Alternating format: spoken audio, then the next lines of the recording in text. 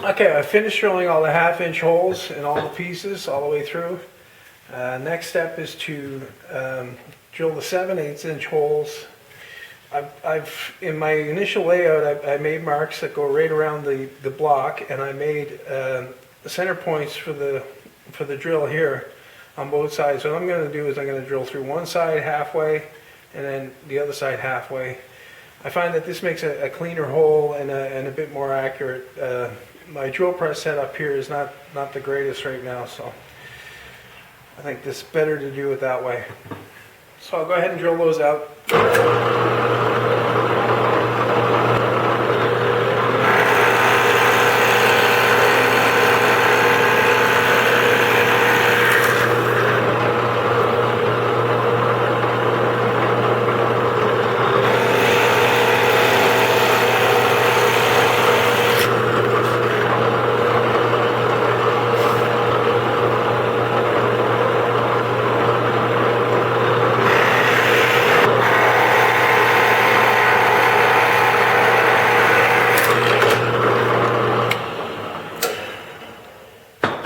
Another advantage is the chips are going to clear a little bit better so that they don't, the bit doesn't get gummed up.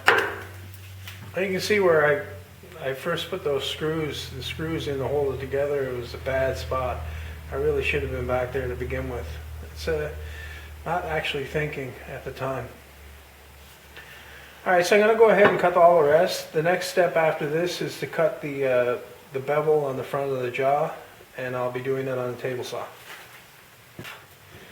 I said I was going to cut this bevel on the table saw, but I gave it some thought, and I think I'm just going to cut it on the bandsaw here, freehand.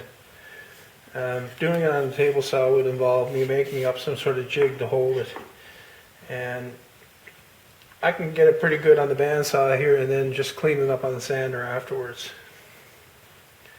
So I just eyeballing this line here. It's not something that's written in stone. I'm just doing it. It looks good. You want it fairly tight on the end here so that it'll fit into things. You don't want a big chunky end on it. So that looks pretty good. I'll carefully cut that off, and then I'll transfer that to the other jaws and cut the rest.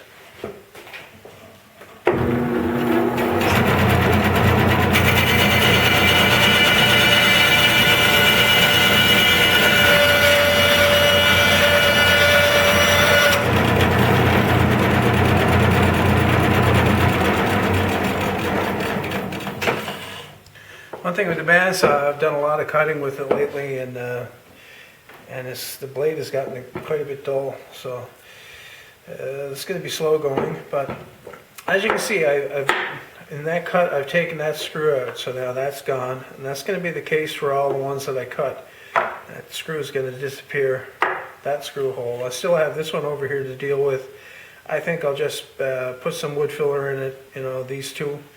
Put some wood filler in it and be done with it. It's not, like I say, these are just clamps. They're going to get beat up. They're going to get handled. So I'm going to go ahead and cut off all the rest, the jaw here, and then the next step is assembly.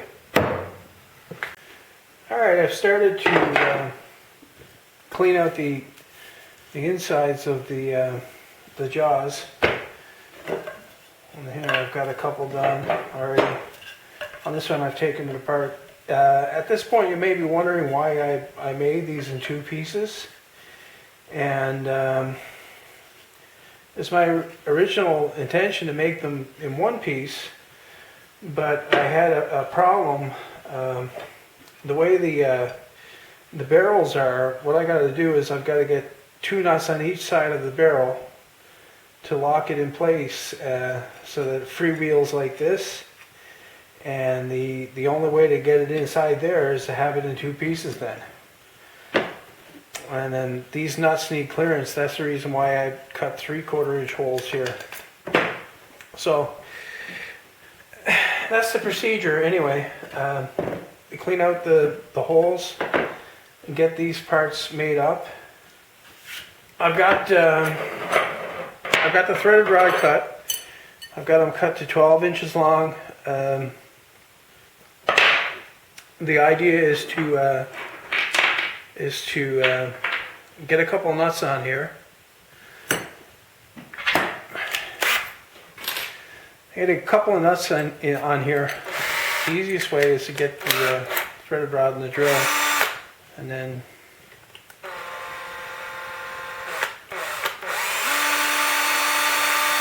get them threaded on that way. And then there's the barrel with the large hole that fits through here. This rod freewheels in this, so it's gonna get another 2 nuts.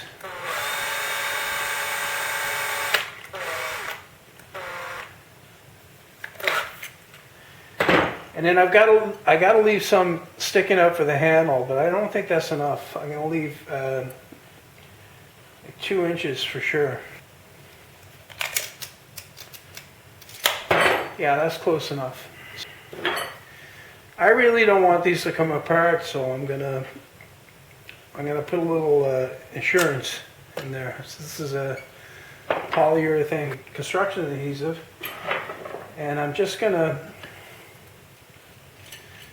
undo these nuts a little bit, back them off a couple turns, and then get some of this right on the rod inside here. What that's going to do is it's going to help to keep these nuts from coming undone. Go ahead and then come back a bit. And then I'm going to tighten these ones. I'm going to get the wrench on here and tighten it up. Good.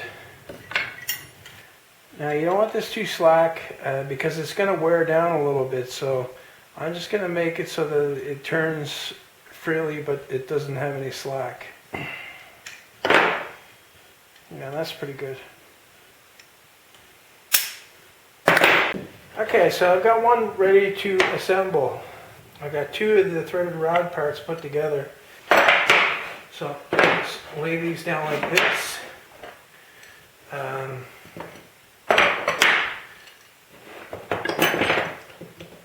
Set the barrels in the holes. Rotate this one back so that it's roughly parallel.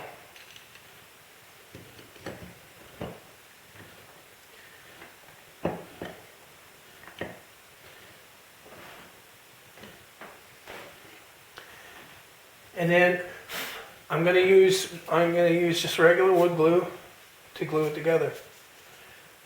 Now I'm absolutely positive that these nuts are all tight. I made triple sure. Also, another thing I want to look at is make sure that I've got the right one. The numbers line up. The numbers that I put on there before. I'm going to try to put it together in the wrong order. I'm just going to put glue on here on one side like this, and then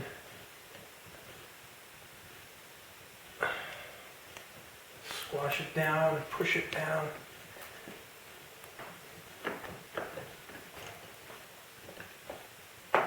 And then take it apart and see how much coverage I've got. I've got real good coverage, so I'll just squeeze a little bit more on. Better to have some squeeze out than not enough in there.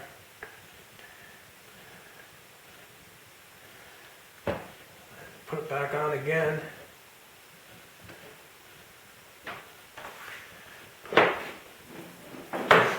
Now I've got a pin nail, and this is just firing 1-inch pins, and I'm going to put it around about a place where I don't think that I'm going to be ever cutting anything. And what this does, it holds the parts in line, in alignment, while I clamp it, so that they don't slip around.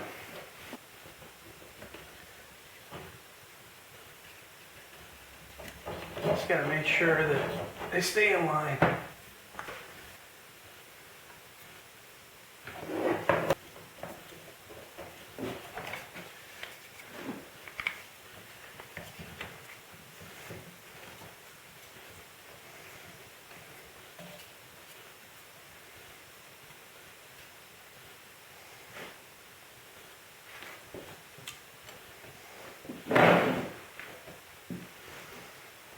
Okay, that looks pretty good.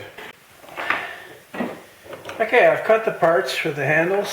I made these in two pieces so that they'll fit around the threaded rod and kind of clamp onto it. So all I'm going to do is I'm going to squeeze some in the groove here and put some on the face of the wood here, like so. And I'm just going to spread it out a bit. Make sure it's evenly coated. Spread it around inside that gap there. Some of it's going to squeeze out, some of it's going to squeeze back, but that's okay. And I'll get some in this side also. Not a whole lot, just a little bit here in the middle. And then handle goes on like that.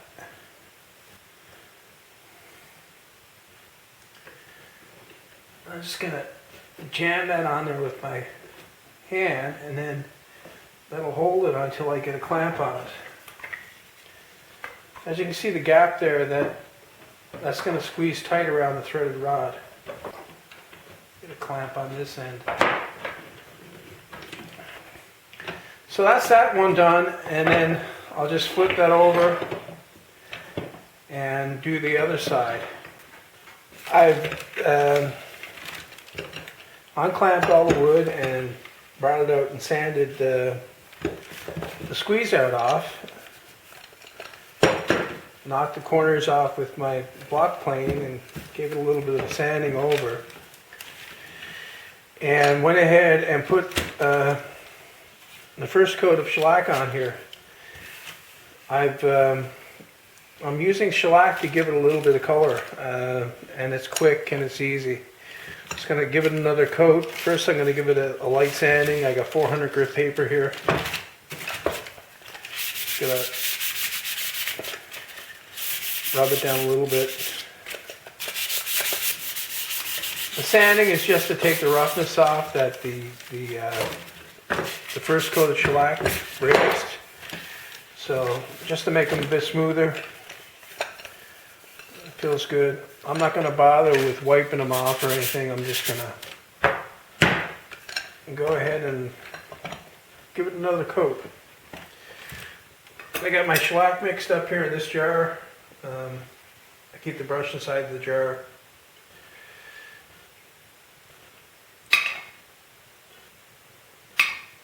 It's quite a bit easier to keep it inside the jar than cleaning it up every time, so I'm just going to wipe the handle off a bit. Give it the second coat. Just going to roughly brush it on, get it on the surface.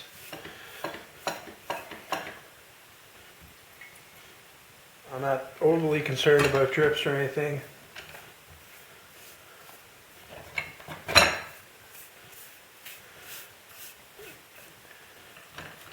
I'm going to stop at 2 coats on this. So I'll just give it a thorough coat.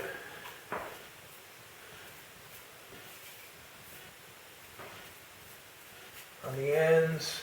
I'll do the handles again. Shellac is a good sealer, seals the wood. Keeps it from getting too dirty. Like I say, I'm mainly doing it for the color, because it'll be easy to see these in my shop. That's it. I'll put my brush back in, set my bottle, and it's finished.